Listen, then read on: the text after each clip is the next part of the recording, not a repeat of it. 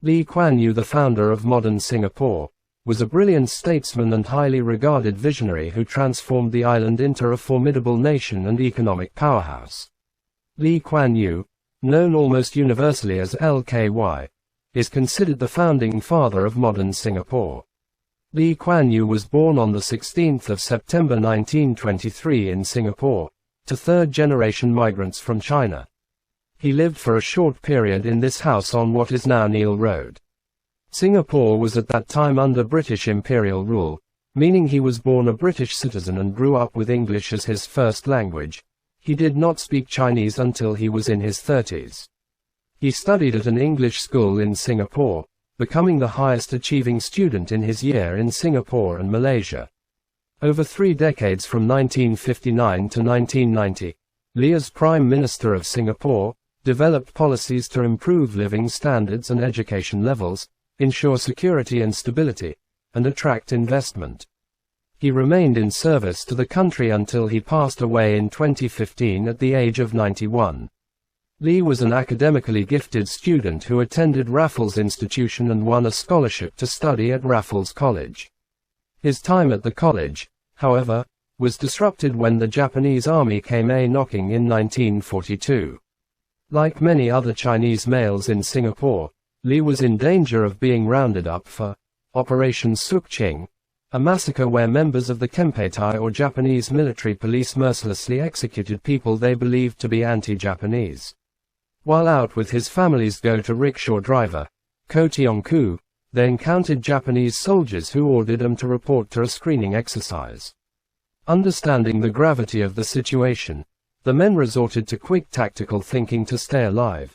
A friend of Ko's had a residence at 75 Maud Road located within the registration center's boundaries. The pair thus hid in the house until Lee found an opportune time to slip away following a change of guard. While studying at the London School of Economics and Cambridge University, Lee got involved with the British Labour Party and the anti-colonial Malayan Forum. This experience deepened his interest in politics and reinforced his belief that the way forward for Singapore was independence, not subservience. Interacting with fellow patriots and members of the forum such as Goh Keng Swee and To Chin Chai further spurred Lee's eventual foray into politics. Lee received a first-class law degree in 1949 and was called to the bar at London's Middle Temple in 1950.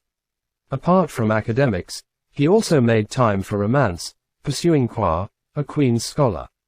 The pair married in secret in December 1947 in Stratford, England. The reason behind the discretion: few parents and scholarship boards of the 1940s were open to the idea of marriage before graduation. Both husband and wife were eventually called to the bar in Singapore on the 7th of August 1951. Lee, who began his law career with the firm Laycock & Ong, became politically engaged in a variety of causes. Among other things, he advised trade unions and clan associations on legal matters, and even fought tooth and nail for local civil servants to receive the same benefits as the European counterparts. His efforts caught the eye of members of the public who viewed him as the voice of the people.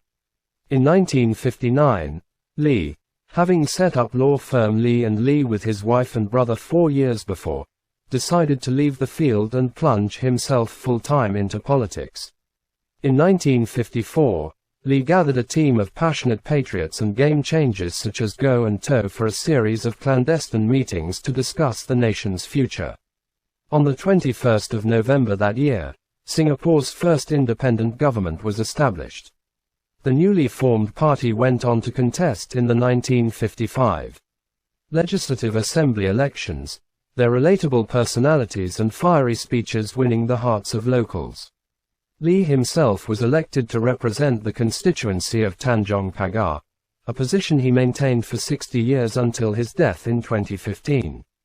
A powerful orator, Lee's rousing speeches and persuasive debating style subsequently led him and the PAP to a strong victory in the 1959 elections where his party captured 43 of the 51 available assembly seats. Lee, at the rather tender age of 35, became the Prime Minister of the self-governing state of Singapore. From the outset, Lee believed that Singapore needed a hinterland or a larger country to lean on for natural resources and economic stability. This, as well as other concerns, led him to propose and push for a controversial merger with Malaya. Lee, however, faced multiple challenges along the way. For instance, some within the PAP were unable to accept his idea. This led to members breaking away to form their own political party, the Barisan Socialist Front, in 1961. Lee nonetheless plowed ahead, working out and negotiating a merger deal for Singapore. After a referendum in 1962, Singapore merged with Malaya on the 16th of September 1963, leading to the birth of Malaysia. The arrangement did not go down smoothly. In fact, the merger was marked by bouts of violence and riots. Among them, the communal riots of 1964 where Malays and Chinese clashed. On paper, the merger sought to bring the land masses together. On the ground, however, communities were being ripped apart at their seams. The merger also resulted in rather intense friction between the leaders of both territories. On the 9th of August 1965, Singapore separated from Malaysia. In a televised press conference the same day, Lee shed tears in what came to be known as his moment of anguish. Singapore's transition from merger to independence, or Merdeka in Malay, was relatively smooth as a result of careful planning on the part of Lee and his hand-picked team. Lee was also generally cautious about who he picked to serve in ministerial capacities. Based on their strengths, he placed Goh in charge of defense, S. Rajaratnam on foreign affairs, and Ong Pang Boon on education matters. After the setback of separation, Lee charged full speed ahead to secure the future of the young nation. Some of his wins included successfully locking down Singapore's long-term supply of water from Malaysia, and transforming the republic into a lush, garden city through island-wide tree planting efforts. Along the way, Lee set aside liberal experiments, prioritizing growth, safety, security and equality instead.